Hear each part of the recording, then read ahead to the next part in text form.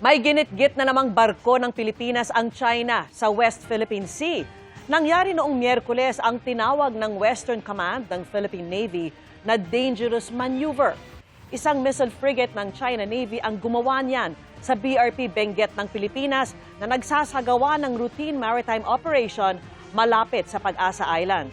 Ligtas naman ang mga sakay ng BRP Benguet. Ayon sa Western Command ng Philippine Navy, malinaw na paglabag ito sa Convention on the International Regulations for Preventing Collisions at Sea. Wala pang pahayag ang China ukol sa insidente. Napapag-usapan ngayon ang pagpapatupad ng price freeze sa presyo ng mga pangunahing bilihin sa gitna ng krisis sa langis. Ayon sa palasyo, pinag-aaralan ito ng Malacanang. Nakatutok si Sandra Aguinaldo. Sa pagdinig ng Senado kaugnay sa krisis sa langis, tinanong ni Senador Bam Aquino ang mga opisyal ng gobyerno tungkol sa Executive Order 110 na nagdedeklara ng State of National Energy Emergency. Bakit daw sa energy lang at hindi State of National Emergency para mas malawak ang saklaw? Aniya, sa executive order, hindi nabanggit ang tungkol sa paglalagay ng price freeze sa pangunahing bilihin para makontrol ang pagsipa ng presyo. I don't think it addresses the concern when it comes to basic goods, basic necessities and basic commodities and essential goods. I want to clarify, meron ba tayo ngayong price ceiling sa essential goods and basic commodities? Meron ba? No price freeze as of now, Mr. So, Chair. Sagot naman dito ng Malacanang, kabilang ang price freeze sa mga pinag-aaralan nila. Hindi po nating sinabing hindi magpa-price freeze. Ang sabi po natin, aaralin po ito. At ito po ay babalansihin at kung ano ang nararapat para po hindi lang isang sektor ang maaapektuhan. Balanse para sa oil industries, balanse para sa taumbayan. Iniinda na ng mga mamimili ang tumataas na presyo ng bilihin. Si Carmina, nagsabing nagpapadala man ng anak na OFW, halos hindi pa rin daw sumasapat sa hina ng kita ng mister na isang jeepney driver. Buti na lang po sa awa po ng Diyos, ang itong anak po na sa Taiwan, nagpapadala po siya kahit papano. Kung wala naman po ito po, naghihirap po kami. Payag pa ng grupo ng mga supermarket, nag-abiso na ang isang manufacturer na sa Abril, magtataas na raw ang presyo ng mga ilang produkto gaya ng instant noodles, pasta at delata. Ang problema yung mga nasa probinsya nga kasi nga yung delivery cost. Shipping, tumaas by 30 to 45%. Yung iba, kapag shipping hanggang port or pier, dadalhin pa dun sa tindahan. So another tracking na naman ang babayaran. Nagsabi na rin ang Department of Agriculture na kung magtutuloy pa ang krisis, maaaring umabot sa halos 600 pesos ang kilo ng baboy at 300 pesos naman ang kilo ng manok. Para sa GMA Integrated News, Sandra Aguinaldo, nakatutok 24 oras. Sinabi naman ng Department of Trade and Industry na stable pa ang supply at presyo ng mga pangunahing bilihin. Sa ilalim ng RA 7581 o Price Act, may kapangyarihan ng Pangulo na magpatupad ng price ceiling sa mga pangunahing bilihin depende sa sitwasyon. Pero kahit na may deklarasyon ng State of National Energy Emergency, sinabi ng DTI na walang umiiral na automatic nationwide price freeze. Dagdag ng DTI, 21 major manufacturer ng essential goods ang nangakong hindi magtataas ng presyo sa loob ng 1 hanggang 2 buwan. Sinabi naman ng Department of Trade and Industry na stable pa ang supply at presyo ng mga pangunahing bilihin. Sa ilalim ng RA 7581 o Price Act, may kapangyarihan ng Pangulo na magpatupad ng price ceiling sa mga pangunahing bilihin depende sa sitwasyon. Pero kahit na may deklarasyon ng State of National Energy Emergency, sinabi ng DTI na walang umiiral na automatic nationwide price freeze. Dagdag ng DTI, 21 major manufacturer ng essential goods ang nangakong hindi magtataas ng presyo sa loob ng 1 hanggang 2 buwan. Abiso sa mga motorista. Suspendido ang number coding scheme ng MMDA ng ilang araw sa mahal na araw. Mula yan, alas 12 ng tanghali sa Miyerkules Santo o April 1 hanggang sa Biyernes Santo o April 3. Balik naman yan pagsapit ng Lunes, April 6. Magpapatupad ng pinaikling operating hours ang ilang mall chains simula sa Lunes, March 30. Karamihan sa mga mall ay magbubukas ng 11 a.m. pag weekdays at 10 a.m. pag weekends at magsasara naman ng 9 p.m. weekday man o weekend. Dalawang iba pang mall chain ang halos pareho ang schedule maliban sa 10 p.m. ang kanilang closing kung weekend. Iba-iba naman ang schedule ng isa pang mall chain depende sa branch. Layo ng hakbang na makatulong sa pagtitipid ng kuryente sa gitna ng State of National Energy Emergency.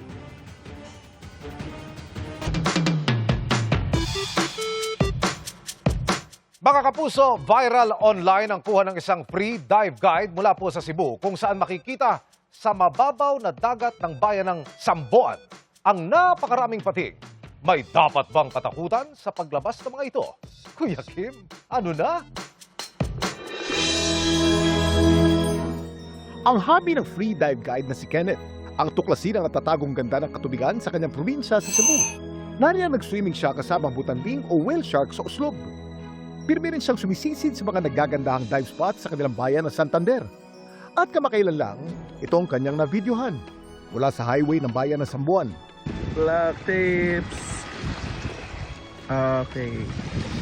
Napakaraming palangoy-langoy na black tip reef shark. Nandun lang po sila sa may talaga shallow part ng dagat, like sa mga 2 meters, 3. Nandun lang po sila, paikot-ikot lang po sila, tapos marami po sila, almost 20 to 30 ata yung nakita namin doon sa area. Ayon sa Tourism Office ng Sambuan, marami raw talagang black tip reef shark sa kanilang katubigan, lalo na sa Colase Marine Sanctuary. Madalas na mamataan ng mga pating na ito tuwing tag-init. Season po nila ngayon, March, April hanggang June po yan. Pag summer season, lumalabas po sila doon sa area na yun.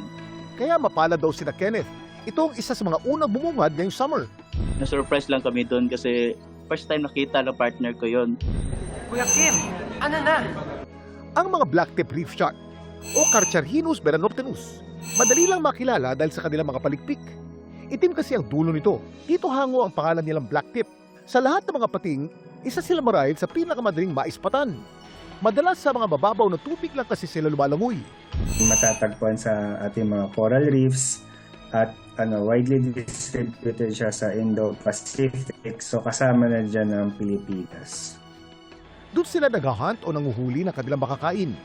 Ang malilit na isda, pusit at crustaceans. Kahit na mabibilis silang lumangoy, napakamailap naman nila sa tao.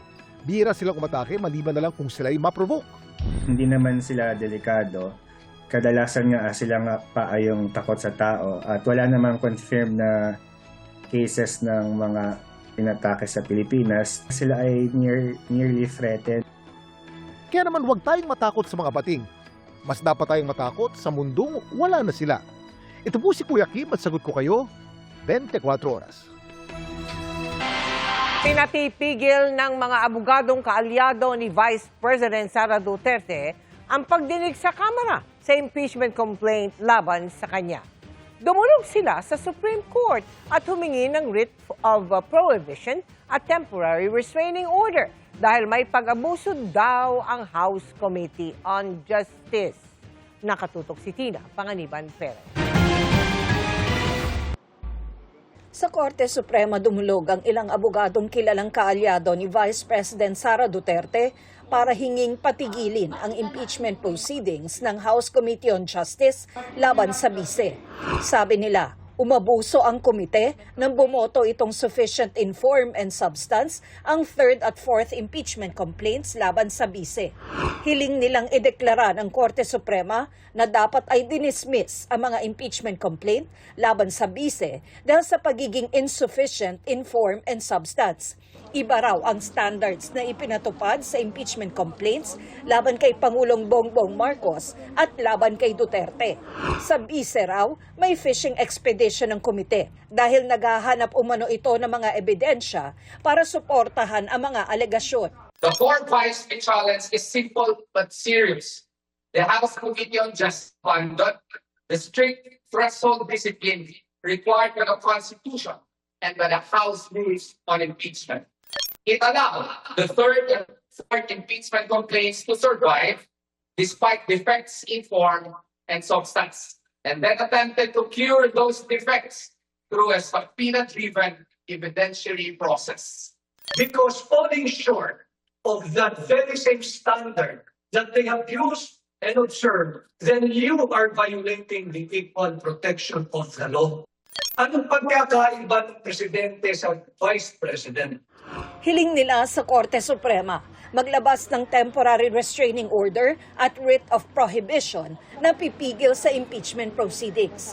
Ayon kay House Committee on Justice Chair Jervy Luistro, hindi pa nila natatanggap ang kopya ng petisyon pero pag-aaralan daw nila ito kapag nabigyan na sila ng kopya. Pero hanggat walang TRO, tuloy lang daw ang impeachment proceedings. Ano ang magiging basis natin ng determination ng probable cause? If we will not do that, manghuhula ba tayo? That's what they're asking, no? Para sa GMA Integrated News, Tina Panganiban Perez, nakatutok, 24 oras. Ilang rider na hindi nabigyan ng ayuda kahapon ang naabutan na sa day 2 ng payout para sa kanila. Pero meron pa ring mga walang nakuha. Nakatutok si Marisol Abduraman. Kahit naka-wheelchair at may iniindang sakit sa paa, nagpunta sa Mandaluyong City Hall ang motorcycle taxi rider na si Roger Abusa. Isang buwan pa raw kasi bago siya muling makakapamasada matapos madisgrasya at maitukod ang paa nung nakaraang buwan. Sayang po, pangdagdag po sa lalo't hindi po nakakabiyahe. Laki pong tulong. Tiniis din ni Joel ang puyat at pagod na dumiretso sa pagkuha ng ayuda matapos magdamag na magtrabaho. Dagdag sa ng anak ko kung tuition sa school. Sobrang mahal ng gas. Parang dumubli yung presyo. Ito na ang pangalawang araw ng pamamahagi ng ayuda sa mga delivery at motorcycle taxi riders dito sa Mandaluyong City na target raw mabigyan ang nasa 3,500 na riders. Ang mga hindi nakakuha ng kanilang mga ayuda base doon sa 2 araw na schedule ay muli raw bibigyan ng panibagong schedule para sa kanilang claim. Kahapon, mahigit 1,300 rider ang nabigyan ng ayuda sa lungsod. Tuloy-tuloy din ang payout sa Pasig City. Pero ang rider na ito na madaling araw pumila, umuwing luhaan dahil hindi nakuha ang ayuda. Nagkamali po sila ng apelyido ko hindi ko naman po kasalanan. Ang nakalagay po kasi sa payroll list ko, De Ramos. Hindi ko naman apelyido yung letter D, letter M ako babasihin ko ngayon yung letter M ngayon. Ngayon ako pupunta. Tinuturo-turuan lang ako, pasapasahan lang ako Sabi ng nangangasiwa sa payout, nagkamali sa apelyido ng rider kaya nailista siya sa mga unclaimed beneficiary. Magtatakda raw sila ng panibagong schedule para maayos ang problema sa kanyang apelyido. Pero ang dalawang rider na ito walang katiyakan kung mabibigyan pa. Wala raw kasi sila sa listahan kaya nagsadya na sila kanina sa pinagkukuhanan ng ayuda. Wala rin po Sabi nagpalistak. Kailangan pa ba namin maghintay ng mga ilang buwan, taon? Nahihirapan na nga kami bumiyahe tapos yung oras pa namin nauubos dito. Aminado si DSWD Secretary Rex Gatchalian na malaking hamon ang pag-aayos ng listahan ng mga benepisyaryo. Sa mga kasong wala sa listahan, sinabi ng kalihim na pagkukulang ito ng mga Transport Network Company o TNC. Hihingi ng paumanhin. We are working on different modalities to perfect those lists. The drivers should take it up and blame their companies, yung mga TNC nila. Pinag-aaralan na rin ng DSWD kung paano maayos ang proseso ng pagpila at pagkuha ng ayuda. The process is there, the systems are there, but we require kasi the physical appearance kasi nga nag-worry kami that the lists are not updated. We need to see the person together with your driver's license. We check so many things. Like may nakikita kami doon na kolorum pala, expired na yung license pero namamasada pa. So this first round is all about validating the list that are being submitted to us from various sources. Hindi rin isinasantabi ng ahensya ang mga suwestyon na gawing online ang payout ng ayuda. Pero mas importante anya sa ngayon na maayos muna ang kanilang listahan. Sa Lunes, ipagpapatuloy ang pamamahagi ng ayuda na bantay sarado ng mga pulis. Para sa GMA Integrated News, Marisol Abduraman, nakatuto 24 oras. Pagtugon sa oil crisis ang isa sa inaasahang pag-uusapan sa nagaganap na bilateral consultation mechanism ng Pilipinas at China. May komento ang isang foreign affairs official tungkol sa tagal ng joint oil exploration kung magkakaroon. Nakatutok si JP Soriano. Kasunod ng pagbanggit ng Pangulo at Chinese Embassy sa pagiging bukas sa joint oil exploration ng Pilipinas at China sa West Philippine Sea, may inaasahang pag-uusapan kaugnay sa oil crisis sa 11th Bilateral Consultation Mechanism o BCM ng parehong bansa sa Fujian, China mula ngayon hanggang bukas. Ayon yan kay Foreign Affairs Undersecretary for Policy Leo Herrera Lim. Explore namin na mag-exchange ng views on potential values for cooperation. Exchange of views on yung impact ng crisis sa Middle East, areas for cooperation, whether it's oil, fertilizer, food, and whether we can use the energy crisis as opportunity to have platforms for cooperation para may energy security within the region. Gayunman, matagal-an niya ang mismong paghahanap ng langis sa West Philippine Sea. Gayon din ang pagkuha rito, kaya may ibang pwedeng talakayin kaugnay ng pag-source ng langis. Yung oil exploration, mahabang proseso yun. Siguro hindi ma-harvest yun within 5 to 10 years yung end product. Pero yung fact na China has a lot of refineries and refined products and yung ibang opportunities for say ano bang potential for renewables in the Philippines in terms of share. Sa datos ng Department of Energy noong taong 2020, lumalabas na mahigit 6 na milyong barrels ng langis at mahigit 7 bilyong cubic feet ng natural gas ang posibleng meron sa West Philippine Sea pero di pa natatagpuan. Kabilang sa pinaniniwalaang mayaman sa natural gas ay ang Recto Bank o Reed Bank na nasa loob ng Exclusive Economic Zone ng Pilipinas na kinatigan ng 2016 Arbitral Award.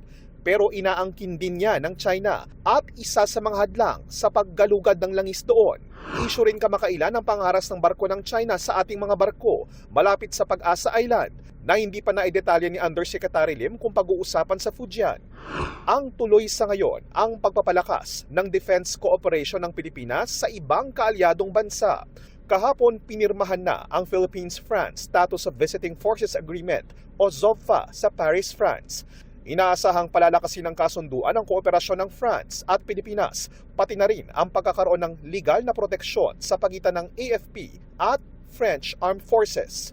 Para sa GMA Integrated News, ako po si JP Soriano, nakatutok 24 oras. Nako, ingat po mga kapuso sa mga tinatanggap niyong tawag mula sa mga hindi kilalang numero at tawag ng mga posibleng call bots. Bukod sa pwede kayong ma-scam, posible ring i-record ang boses nyo at gayahin gamit ang AI para makapang-scam ng iba. Nakatutok si Darlene Kai. Takte, nanginginig ako. Takot at galit ang naramdaman ng 25 taong gulang na si Camille nang tawagan ng isang unknown number na nagpakilalang kinatawa ng isang internet service provider. Isang buwan pa lang siya noon sa tinitirahan. Nakakapagtaka na alam niya agad yung bagong address ko. Pero parang benefit of the doubt, kasi nagpakabit ako ng internet, kaya meron siyang details ko. Tunog profesional pero duda pa rin siya kaya ni-record ang kanilang pag-uusap. Kani po ito, virtual customer service representative from... Pwede po bang makausap si Camille Velasco? Before we proceed, inform ko lang kayo that this call is being recorded for quality and compliance purposes in adherence with the data privacy policy of... Is it okay to proceed? Yes. Sa isang bahagi ng tawag, ilang beses inulit ng kausap ang tanong dahil hindi sinasagot ni Camille. Parehong tono at parehong-pareho ang bawat salita. Duda niya, AI ito o bot. Takot siya dahil dati nang na-scam ang kaanak. Tumawag po kami para i-welcome kayo. What's the purpose of this call? Tumawag po kami para i-welcome kayo. Ha ha ha. Try na lang sa iba, hindi niyo ako ma-scam. Sorry, hindi ko kayo marinig ng maayos. Hindi malinaw kung scam mismo ang kausap ni Camille. Pero ayon sa Cybercrime Investigation Coordinating Center o CICC, meron talagang tinatawag na bot scams o paggamit ng mga scammer ng artificial intelligence. It's called an agentive AI. It mimics processes, tsaka parang meron din siyang recognition ng mga tanong. So then, ginagamitan din siya ng deepfake technology wherein yung parang boses, hindi na siya robotic, tao na siya. Bago nito ay kukuha ang scammers ng impormasyon tungkol sa mga bibiktimahin sa mga nahack na database sa mga pribadong kumpanya o ahensya ng gobyerno. Pag natawagan kayo ay saka kayo tatanungin ng iba pang sensitibong impormasyon na pwede nang gamitin para magpanggap na kayo at ma-access ang inyong mga account. Lalo na doon sa pagta-transfer ng funds, yung pag-transfer ng mga bank accounts here in the Philippines. Madalas tayong pinaalalahanan na huwag magbibigay ng personal na impormasyon o OTP sa sino mang tumatawag. Pero ang nakababahala sa mga bot scammer na ito, maaaring sa simpleng pagsagot mo lang ng tawag ay nabiktima ka na. Gaya halimbawa ng paggamit nila ng boses mo. Dahil sa sagot mo sa bot, magagaya na ang boses mo gamit ang AI. Pati mga boses mo sa mga videos na pinupost online, pwede na rin gamitin para magaya ka. The technology gets better na talaga it's almost impossible to tell na if you're hearing someone if that's really their authentic voice or it's an AI generated voice. At pwede na yang gamitin para maloko naman ang iyong mga kakilala, kaibigan o kaanak. Kaya iwasang sumagot sa mga hindi kilalang numero o kung hindi maiiwasan, huwag magbigay ng mga personal at sensitibong impormasyon. At kung duda, magsumbong sa CICC. Para sa GMA Integrated News, Darlene Kai, nakatutok 24 oras. Sa likod ng mahal na presyo ng langis, bawat piso mahalaga.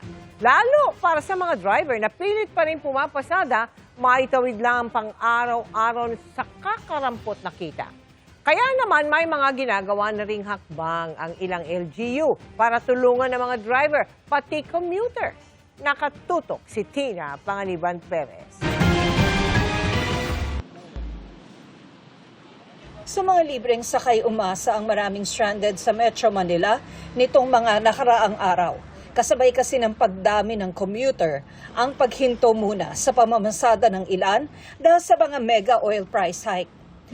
Sa Quezon City, tuloy-tuloy ang libreng sakay ng pamahalaang lungsod. May 8 ruta ang Q-City buses mula Quezon City Hall o mula sa Mabuhay Rotonda na nagsimula taong 2020 noong kasagsagan ng COVID pandemic. Mga dati nang biniling electric vehicles ng City Hall naman ang dineploy na libreng sakay sa Pasig. Sa ngayon, Caruncha Avenue hanggang sa temporary Pasig City Hall at pabalik ang ruta nito. Habang sa ibang lungsod, may mga truck na naglibot. Suhestyon ng ilang driver at eksperto, arkilahin na lang sila habang problemado pa sila sa gastos sa pagpapagas. Sige, sabi ng Manila City Hall, para sa kanilang libreng sakay, kinausap nito ang mga lider ng mga transpo group sa lungsod. Hiramin ko po ang oras, ang driver, at sasakyan ng operator para ibigay ang serbisyong libreng pamasahe. Hindi na sila maniningil sa mga pasahero. Sa halip, babayaran bawat driver ng 3,000 pesos kada araw kung traditional jeepney at 6,000 pesos kung modern jeepney. Diyan na nila kukunin ang pang-boundary at pampagas at ang matitira, sure nakita na ng mga driver. Para lang ito sa mga bumabiyahe sa loob ng Maynila. Nalalagyan nila ng ganitong tarp. Pag nakita niyo po ito, hindi niyo po kailangan magbayad. Halos 1,500 jeepney ang babiyahe, pero 5 piling araw pa lang sa ngayon. Sa March 30 hanggang 31 at April 6 hanggang 8. Hirit ng ilang nakausap namin. Sana sagot na rin ng City Hall ang kanilang pampagas. Para sa GMA Integrated News, Tina Panganiban Perez, nakatutok 24 oras. Napaindak na rin ba kayo sa beat ng trending ngayon na kantang Hawak Mo Ang Beat? Ang composer na yan may nilinaw. Narito ang report ni Katrina Son.